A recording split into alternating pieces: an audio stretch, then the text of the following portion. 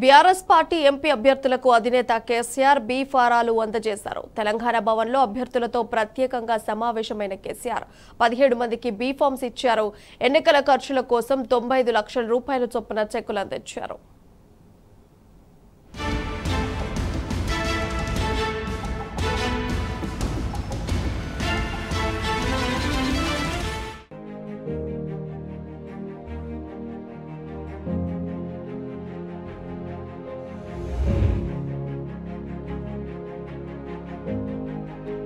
ఖచ్చితంగా నిలదీసేటువంటి ఒక బాధ్యతాయుతమైనటువంటి పార్టీగా గతంలో ఈ రాష్ట్రాన్ని అన్ని రంగాలను తీర్చిదిద్ది సరిచేసి ఏవైతే జటిలమైనటువంటి సమస్యలు ఉన్నాయో వాటిని సాధించి ప్రజలకు అందించినటువంటి పార్టీగా అవన్నీ ఈరోజు అందకుండా పోతుంటే చూస్తూ ఊరుకునేటువంటి బాధ్యతలో లేము. మేము ఈ ఎన్నికల సమయమే కావచ్చు, రేపు ఎన్నికల తర్వాత కావచ్చు, ప్రజలకు ఒక బాధ్యతాయుతమైనటువంటి మరి పద్ధతిలో పనిచేయడం కోసం మనం ముందంజలో ఉండాలని ఈరోజు దిశానిర్దేశం చేయడం.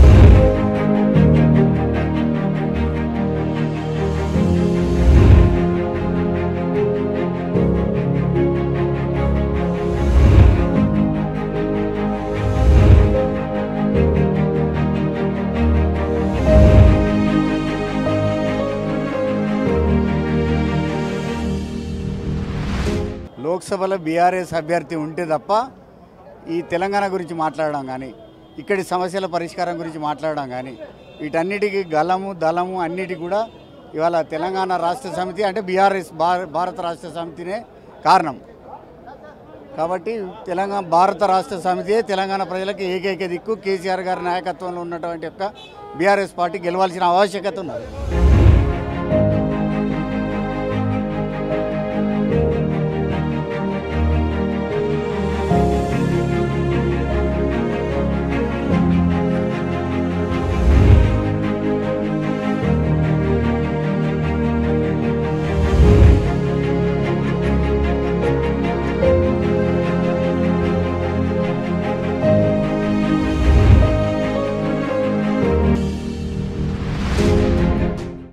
కేసీఆర్ని పోగొట్టుకున్న మనం ఖచ్చితంగా ఎంపీ ఎలక్షన్లో మనం ఎంపీలను గెలిపించుకోవాలి అని దానిపైన ఖచ్చితంగా ఇలా ఓటు వేయడానికి రెడీగా ఉన్నారు రాష్ట్ర వ్యాప్తంగా ఉన్న ప్రజలు.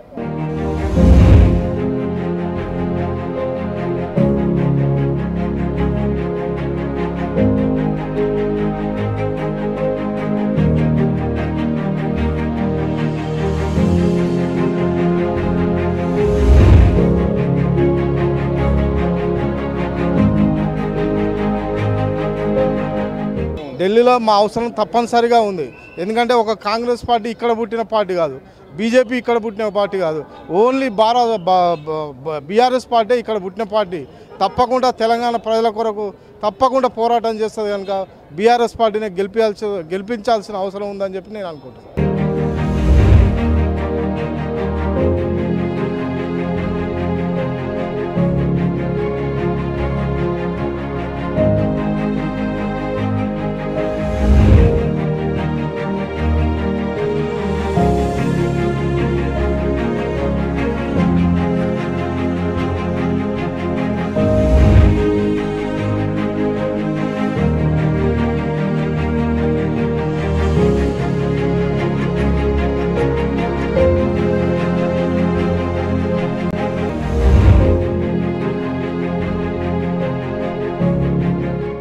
కానీ ప్రజలు ఈ రోజున రియలైజ్ అయినారు.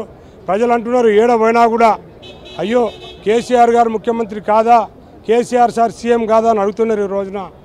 మరి 4 నెలల ఈ పాలనలో, 4 నెలల కాంగ్రెస్ పాలనలో ప్రజలకు అర్థమైంది.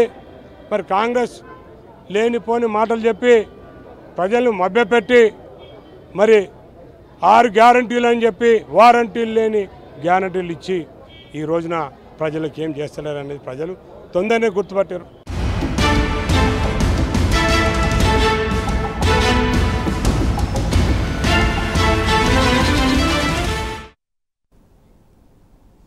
కవిత అరెస్టు ముమ్మాటికి అక్రమం అన్నారు బీఆర్ఎస్ అధినేత కేసీఆర్.